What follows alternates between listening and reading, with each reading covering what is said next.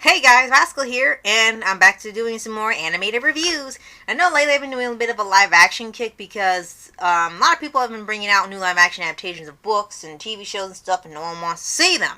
So I want to go back to doing animation because the last one I think I did was Rio. So I want to go back to doing animated movies again. So this time I'm talking about, as you've probably seen the title already, Strange Magic. Yeah, that movie still existed. This movie came out in 2015 and it came from Lucasfilms. It was the first movie from Lucasfilms that had nothing to do with Star Wars. And originally it was supposed to be made like Star Wars for girls, since Star Wars was made for demographically it's supposed to be for boys. George Lucas decided to make a movie where they have like a Star Wars-esque thing, but it's gonna be basically for girls. I don't think that really planned out so well because both boys and girls love Star Wars. But hey, I applaud him for at least trying something new with this. And I remember this movie didn't do too well when it was out. A lot of people were kind of just taking it back, like, you're not doing any more Star Wars. Is this okay?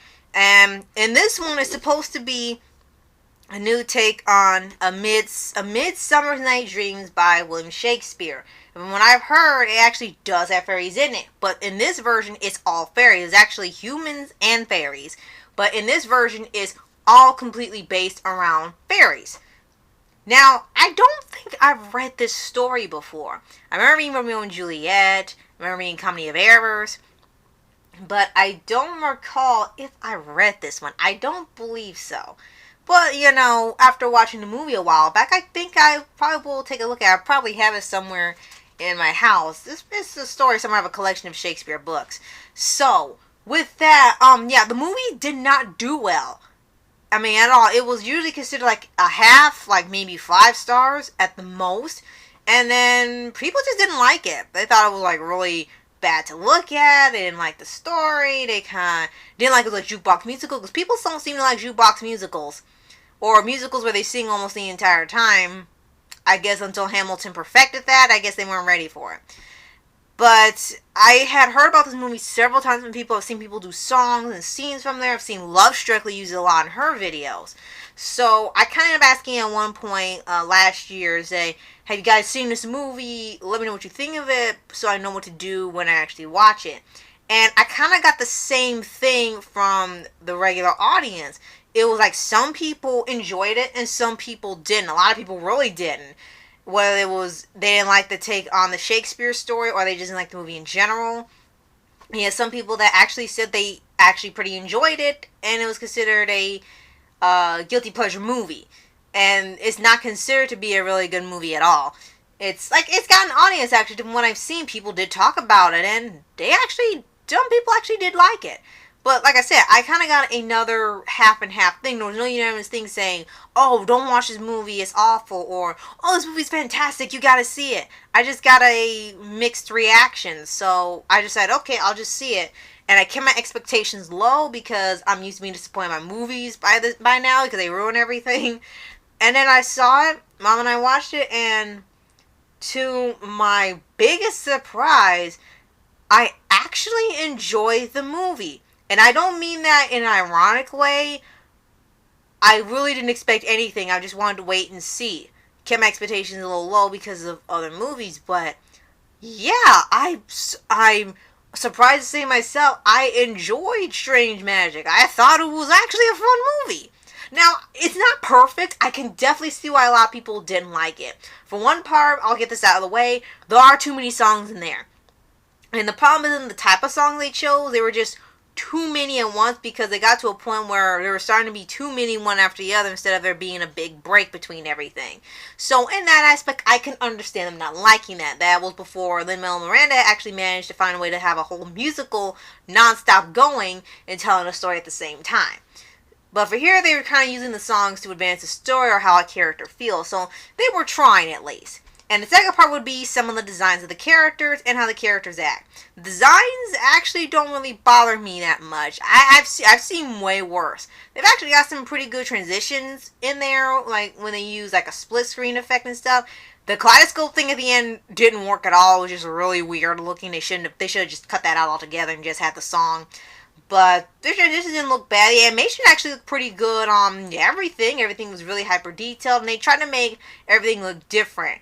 And they had their fairies, and they also had these little mythical creatures, and they were trying to make them not look like they were from Star Wars. So I got what they were going for automatically. And the characters themselves, like maybe the weakest characters in here was, unfortunately I don't recall the guy's name.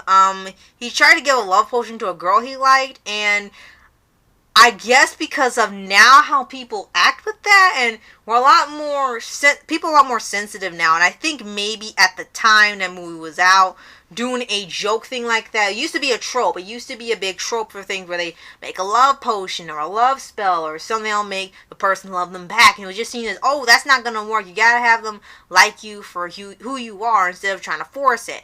But because of how, aggressive people can be now when they use this tactic in real life, not using love potion but other things, you know what I'm talking about, this is seen as something really messed up. So I think at the time that trope did not age well for this movie, and that's why people really just didn't like his character because of that, because of how much of a negative impact that has become now on people now. And maybe the prince that was there too, he served his purpose being the villain, and that's about it. But I can get why people don't like him. And I guess, that was the point of the character. Now I got the negative parts out of the way. The positives I could say is, I actually like majority of the songs in there. It was actually fun. A lot of the songs I knew, and they were catchy, and it kind of starts off the movie very well by trying to explain how this world works. And people express their emotions through these songs. And it's actually, for me, not that bad. I actually did enjoy a majority of them. I mean, they weren't perfect, they weren't all winners, but it actually was a fun thing to add. And the best part, I think a lot of people can agree on, is that this movie actually plays something a little differently. Is that you expect the main girl, Marianne, she's supposed to be marrying this guy who's a prince, but of course he cheats on her, and she vows she's never going to get married. She doesn't want to fall in love ever again, because she'll just be betrayed. And then you have this Bog King here, where he's supposed to be the villain, and he wants to take over. He kidnaps a fairy. It sounds like something else I'm watching. He kidnaps a fairy and demands that they give them the magic that lets them rule over the land. And so Marianne goes to rescue her, since this guy that's supposed to be the captain of the guards, he's a loser. He's not going to do anything worthwhile.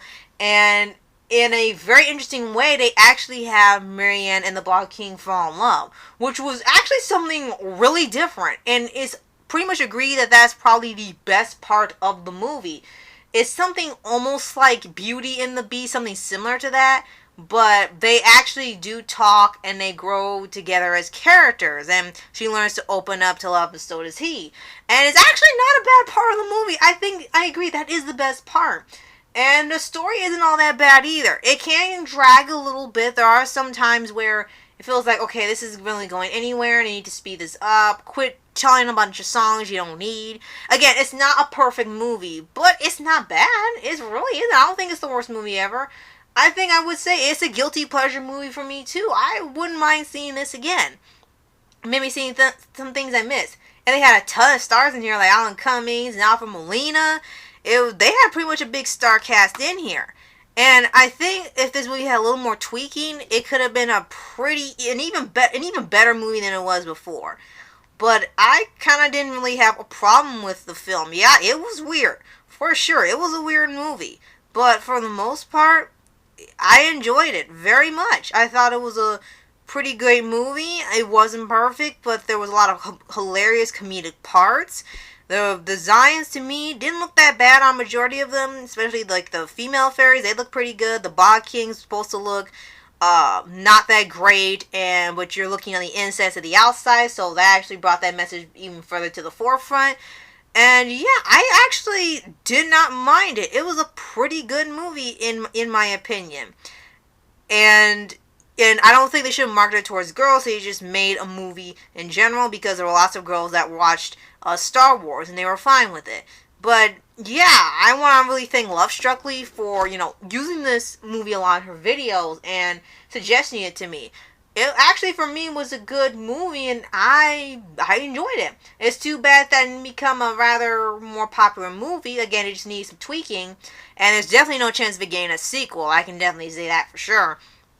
Which I don't think it needs. I guess if you want to see more of Marianne and the Bog King, you would want to see more of them, but other than that, it's not a bad movie, for me at least. Now I know probably people just loathe this movie, and it's totally fine. And maybe you didn't like the designs, or the story, or the constant singing, or maybe the plot holes in the movie itself. So please, please let me know what you think of this movie in the comments below. Were you some of the people that enjoyed the movie, consider it a guilty pleasure movie or a cult classic type thing, or did you not like the movie at all and you just don't care about it at all? And you can tell me why don't you care about it, because they changed stuff from the story and wasn't a good adaptation of the Shakespeare story, or just for something else altogether. So please let me know what you think in the comments below, and I'll see you guys next time. Later.